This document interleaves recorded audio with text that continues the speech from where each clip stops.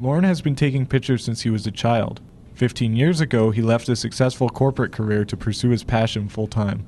I got into photography in about grade 8.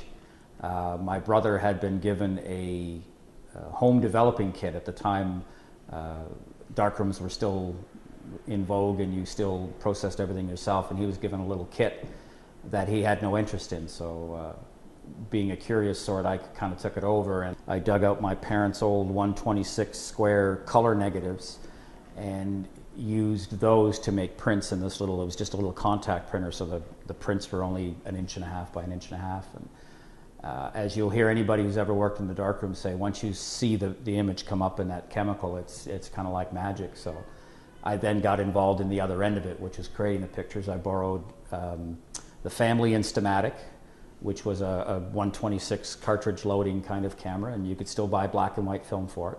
So I could develop the film at home, and went back that way, and then now I had the whole process. So I could create the pictures, develop them, print them, hang them up on the wall, etc. Our approach to photography has evolved over the years, as any photographer will probably tell you. We're very natural.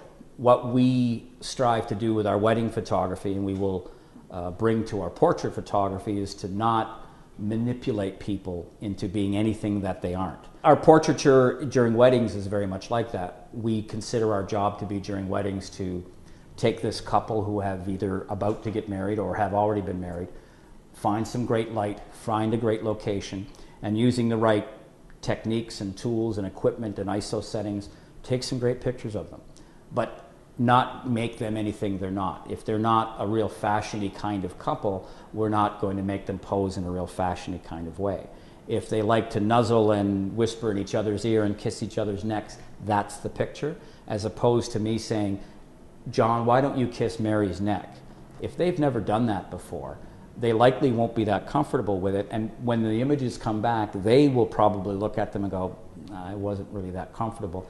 And their friends and family will look at them and go, I've never seen them do that. Lorne moved his business to James Street because of the monthly art crawls. For him, James Street, it's where people come that want to find out about artistic stuff in Hamilton.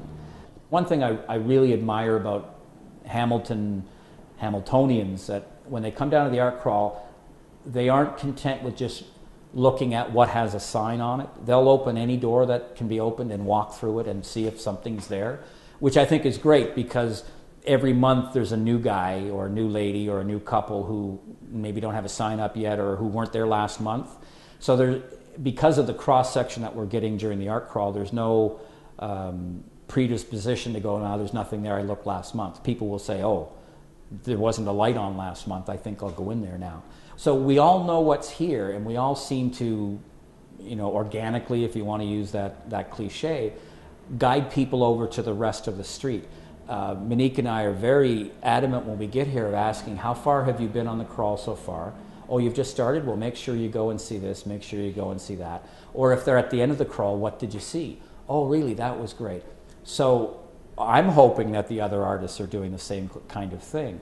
And it would seem they are, because people who come to see us say, so-and-so up the road sent us down. They said they saw your wedding photography and said we should come and see it. What are Lorne's dreams for his studio on James Street? If I closed my eyes and said, what do I want to come of this, to be honest with you, in 1 year I would love to have to be looking for a new place to live, because this space was so successful as a studio that I can't live here anymore.